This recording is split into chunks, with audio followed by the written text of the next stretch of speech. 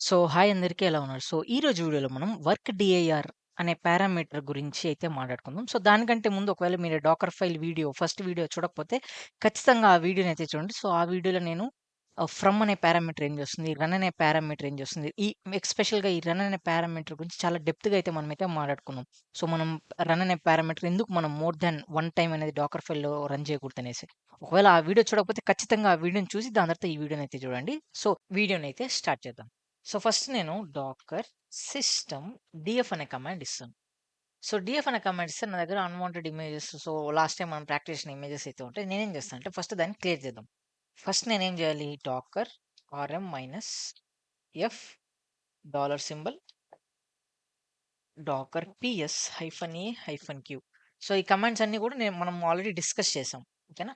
Dakar images docker RMI dollar docker images hyphen Q. DOC docker system DF అని ఇస్తే మనకి నా images containers అయితే రిమూవ్ అయితే అయిపోతాయి. కానీ ఇక్కడ బిల్డ్ క్యాష్ ఉంటుంది. బిల్డ్ క్యాష్ని రిమూవ్ చేయాలంటే కమాండ్ ఏంటి? Docker builder prune docker images. Okay, first ఇక్కడ మనం ఏం చేసాము?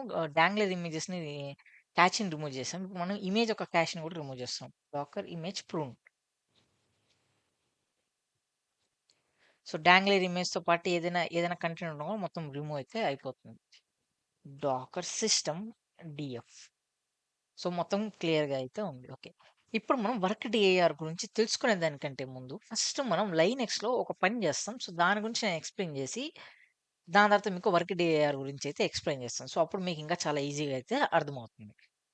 నేనిక్కడ ఒక ఫైల్ అయితే క్రియేట్ చేస్తాను. టచ్ నాని డాట్ టీఎక్స్టీ అనే ఫైల్‌ని క్రియేట్ చేశాను.